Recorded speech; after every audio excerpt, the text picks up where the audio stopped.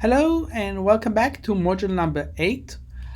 In this module, we're going to talk about two things. I'm going to do a more in-depth review of hypothesis testing, and then I'm going to talk about correlation and regression analysis, and I will try to match it up to R and how R reacts when we conduct those type of analysis. So before we will start again, it's important for me that you will have basic terminology for this type of analysis. We are talking about the entire population. We are talking about a sample. We are talking about generating a sample that represents the population based on a degree of certainty. We are talking about two types of forms that we often talk about when we're doing hypothesis: the statement itself and then the estimate.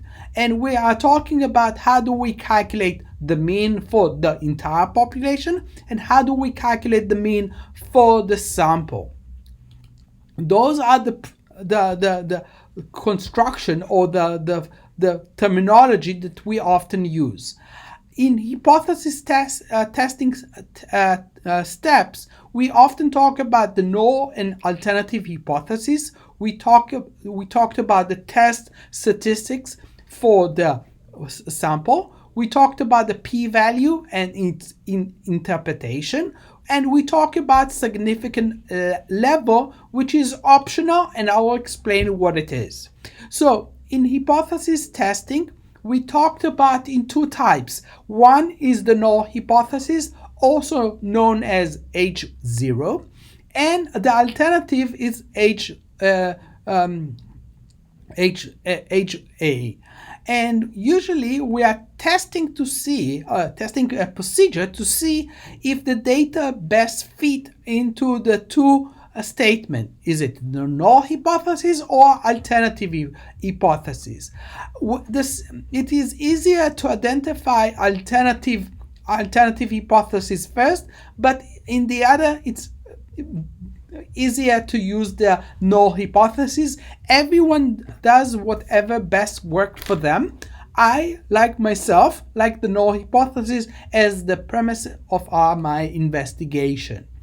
And so again, I want you to be open-minded, because there's people that likes to take the alternative as the way for them to prove what they are testing, and compared to people like myself that like to have the null hypothesis as the ground of my examination.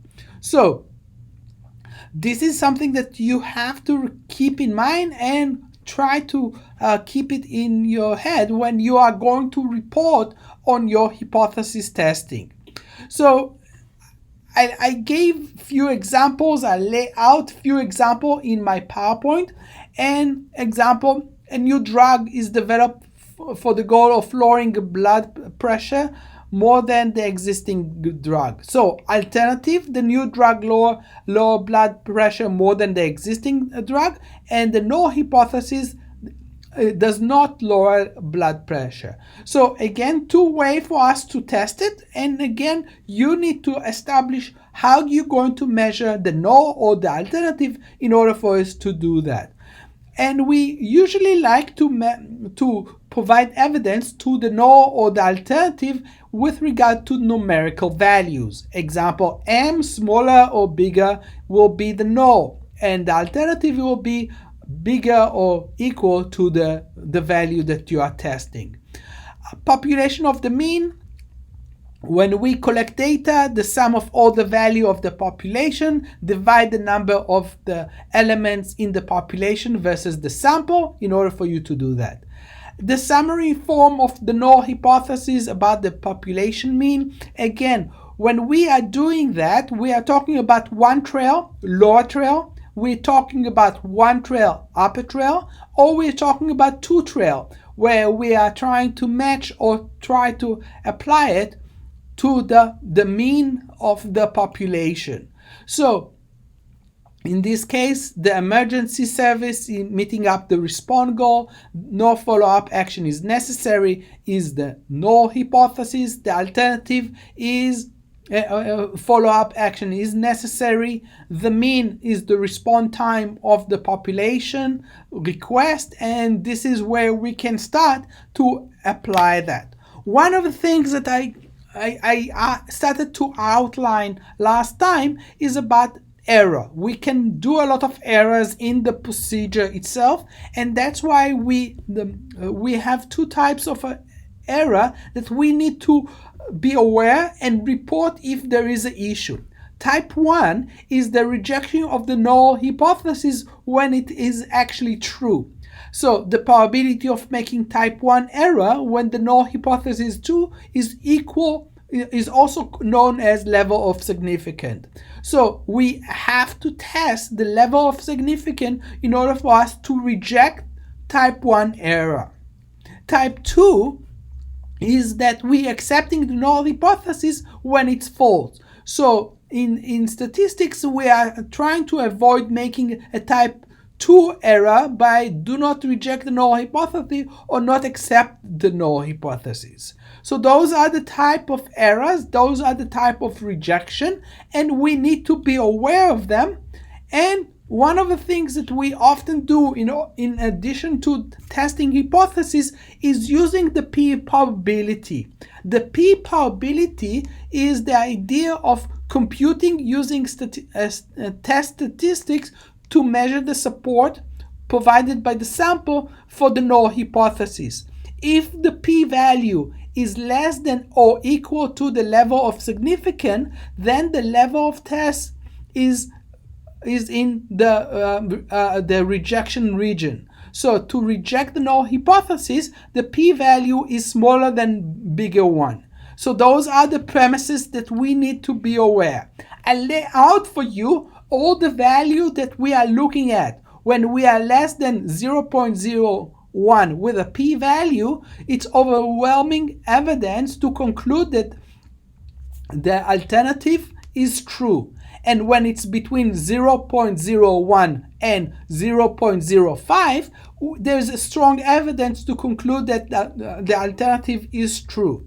And it's when between 0.05 and 0.1, we conclude that there is a weak evidence, and greater than 0.1, there is insufficient evidence to conclude that alternative hypothesis is true. If we will visualize it, this is where everything will lay out for you with regard to the p-value. And in this case, I lay out what is the p-value and how we apply to it, or the upper tail when the mean is known, and this is where we will have an issue with to calculate the p-value. So the issue of critical approach to one tail hypothesis testing, we need to test the z-score for a statistical normal probability distribution. We can use the the standard normal probability distribution table to find a z-table. And I know that most of you will not have the table as most statistical old textbook used to have, and we will look at how the R will apply the z-table to it and how we will conclude that. So those are the things that we need to watch out and be aware of, and how we accept or reject one tail or two tail with that regard with the p-value. The step in hypothesis testing, there's 5 steps. Step 1, Step 2, and Step 3, I'm quite sure that you already know. Step 2 is we need to establish or identify the level of significance. Step 3 is to collect the data and compute the test. Now, Step 4 including the use of p-value as a way for us to test the hypothesis. So we use the value of the test to compute the p-value, and then step 5, reject based on the value of p. Is it smaller or bigger than the mean? So the step the critical steps basically is not 1 to 3, even though it's the foundation for your argument. Step 4 and step 5 are the critical points where we need to make sure that we are in have the right way of us to prove if we can reject or accept the null hypothesis. Example, let's assume that will take a 40 medical emergency to our sample, and the sample mean is 13.25, and the population standard deviation is 3.2. So we would like to examine, or the director wants to examine, if that with a level of 0.05 level of significance, we can determine the surveyed goal for 12 minutes or less can be achieved. So how can we do that? Again, lay out what is the foundation of a hypothesis. What is the mu? Is the null hypothesis smaller than 12? And that will be the null hypothesis. The alternative hypothesis is the mu is bigger than 12. The significant level of significance is 0.05. And so in order for us to calculate that, we will use the x hat minus the mu divided by q divided by the square root of n, and in this case it will be 2.47. So those are the calculation. This is basically the z-score. If we will convert the z-score to cumulate probability based on a table, we will get the score of 0.9932. So basically what we will do is 1 minus the cumulate probability, which will be equal to 0.0068 to determine whether we can reject the null hypothesis. Because the p-value in this case is smaller than the mu, we can reject the null hypothesis. Those are this is the procedure for us to compute the step number 4 and 5 to determine if we can accept or reject the null hypothesis. In visualization, this is what we will be able to see, and this is where we will be able to accept or reject. This is one tail example. And in R, what we will do, I will say that we have a value of x bar, we have the mu, which is the hypothesis value, the sigma is equal to 3.2, the n is equal for 40, the z is equal to the z bar minus the mu divided by the sigma divided by square root of n, and we will allow us to calculate based on this idea the z value. So in this case, in order for us to finish up or to calculate this, the issue of the probability accumulation, we will need to say what is the alpha. We will define z dot alpha equal to q norm 1 minus alpha in order for us to say that it will be equal to minus 1.449, which means that in this case we will accept or reject the null hypothesis based on what we have already stated. So those are the approaches to apply that. In two-tail hypothesis, we usually use the 3 steps to compute the value of the z. If the z is upper tail, this is what we will do. If step 3, double the tail, obtain in step 2 obtain the p-value, then we can reject the null hypothesis. So as I showed you, everything is calculated. There is steps that you need to take in order for you to calculate the value, in order for you to reject or accept the value.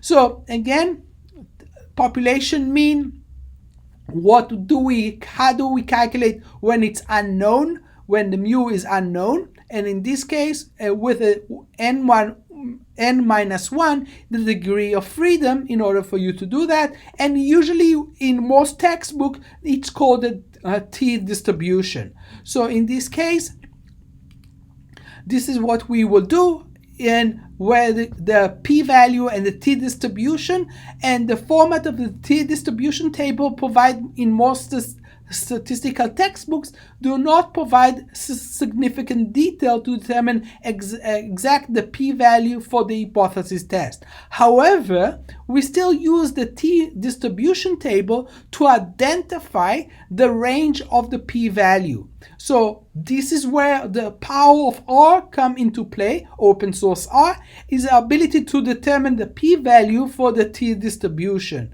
So in this case, one tail, in this case, it's equal to 2.286, and the p-value, we calculate that in order for us to do that. And when one tail test is when the mean is unknown, again, this is the procedure for us to do that manually with a table in hand. And this is where we apply the null hypothesis rules in order for us to accept or reject the null hypothesis. One tail, upper tail, and two tail. So the test statistics and assuming what it will give us in order for us to do that.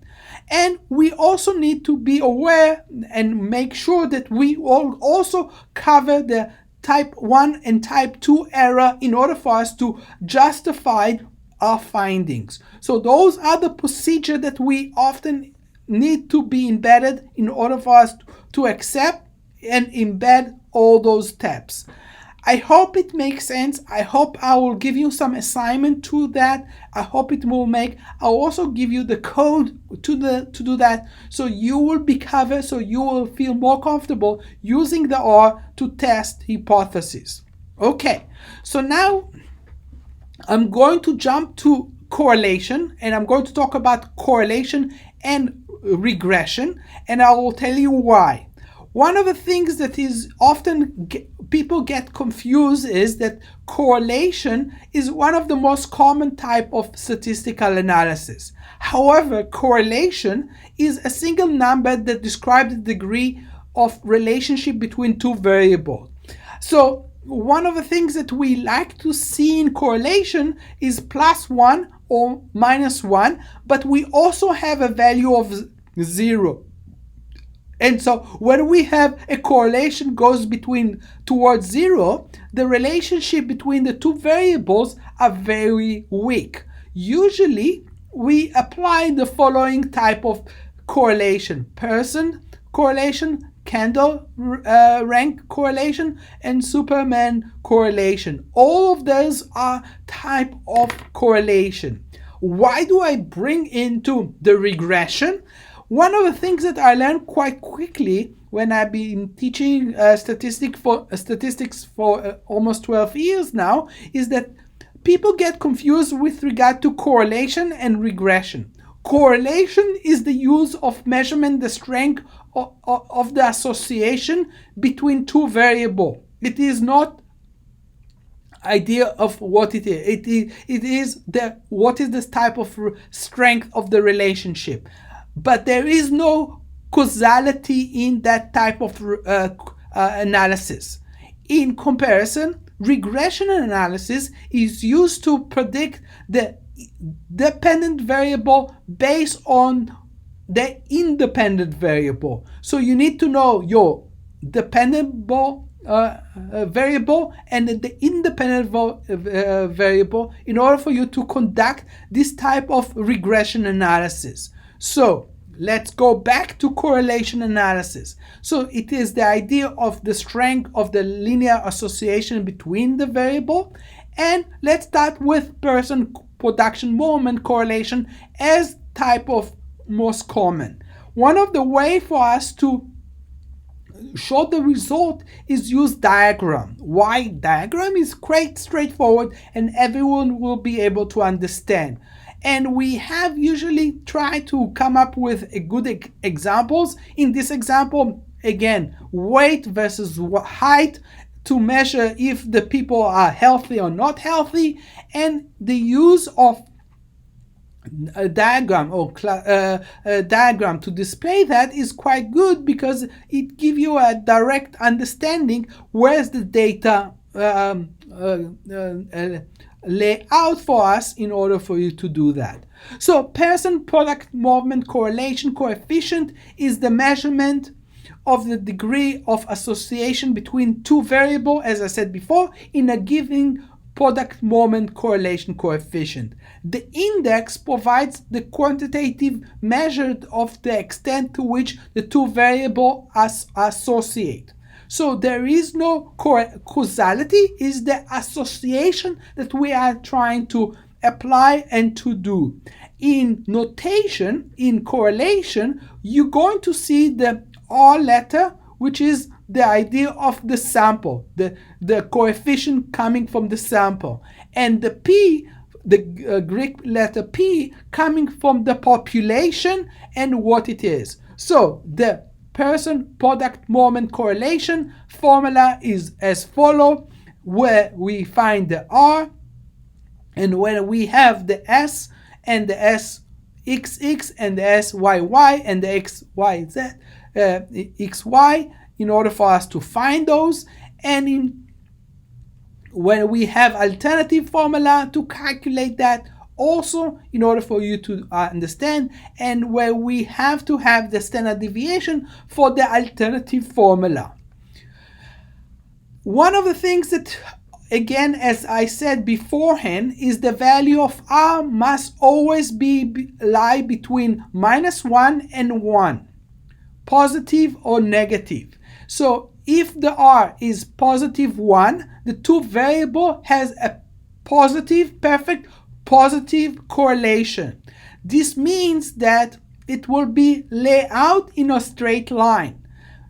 -1, the two variables have perfect negative correlation. That means that it will be straight line with a negative slope. And when we have two variables that are positively correlated, but not perfectly so, that lies between 0 and 1, and we might have also two variables that have no anything to relate to each other, and where the coefficient is 0. So positive, negative, and what it means in the middle. And again, perfect positive correlation is a straight line, as I said before.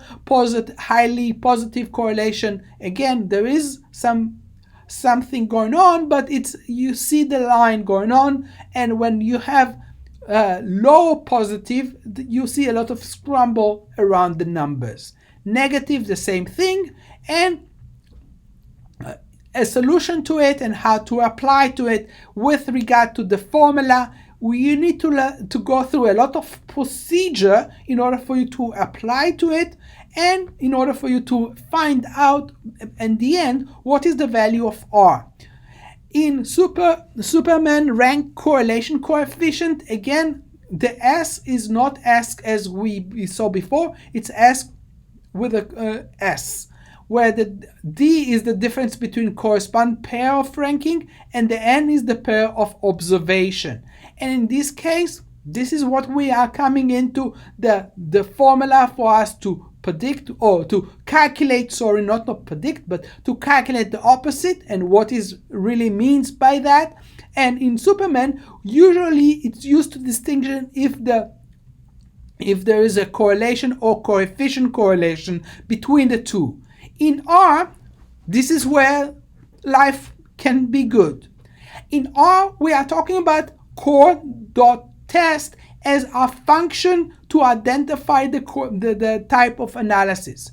So we are giving the core.test, and with X and Y are numeric vector of the data values, and alternative indicates the alternative hypothesis that must be one of two sides, greater or positive, associated with less to negative. The methods is what type of analysis you want to conduct. Is it Pearson, is it Kendall, or is it Superman that can be abbreviated? So the CORF level is the idea of the level of return with confidence interval. For example, Again, I'm going to introduce you the idea of data frame. We have three set of data here: the x value, the y value, and the z value. In order for me to combine them all together and to apply that as a data frame is a container that all holds those three variables with the holding to all together. I will be able to call them df slash data frame in order for me to do that. And in conducting correlation, I can say correlation, and I will say df, and the method is person or Superman, and in order for us to apply to it, in order for us to calculate what it is, the idea behind it. Okay, now I want to show you why I usually teach correlation and correlation analysis with after hypothesis, because one of the things that R does so well is the ability to give us additional information with regard to our hypothesis. So in this case, the first line is the person product movement correlation, and in data frame it took from the data frame and $ F, and he found out that T is equal 7.614, and the DF was equal to 18, and the p-value was equal 4.8. However, and this is the actual value of R with regard to hypothesis, he will say to you that alternative hypothesis true, correlation is not equal to 0. So there is 95% confidence interval with regard to 0.7 and 0.94, with a sample estimate correlation with 0.8736. So those are the part of the R that help us to, when we are testing hypothesis or stating hypothesis, but in reality we did not state that, we just ran the data.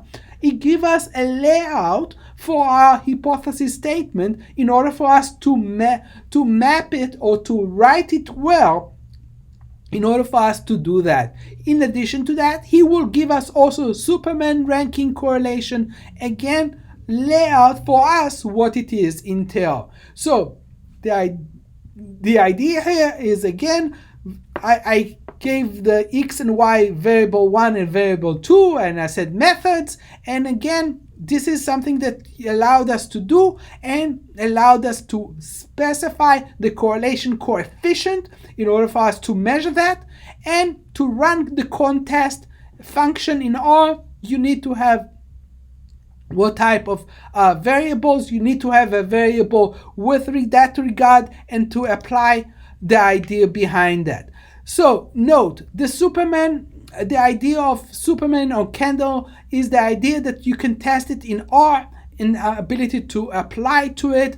Superman rank correlation data, in this case, it will give you additional element, will give you more input with regard to the p-value and alternative hypotheses, and by doing that you will be able to estimate the idea. So graphing of the correlation is also important, especially to me, because I like to see everything in this through these eyes. So plot with the x variable and y variable, and the ability to have a baseline with that regard.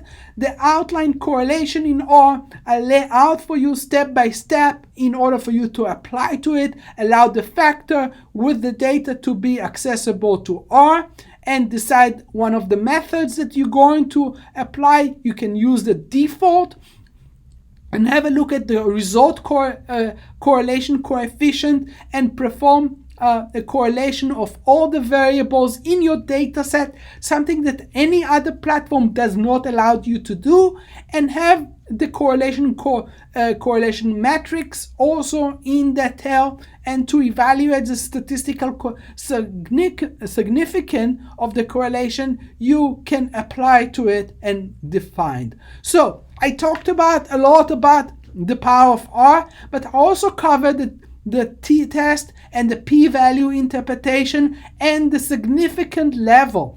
In the past, you did not pay attention to a significant level, but with R is part of the R platform in order for us to do that. And the subject of correlation analysis and the relationship between the variable, I don't want you to misunderstand. The correlation is not the causality. It's just a relationship between them, and usually it's a value between +1 to -1, and when we have a 0, it means that there is no correlation.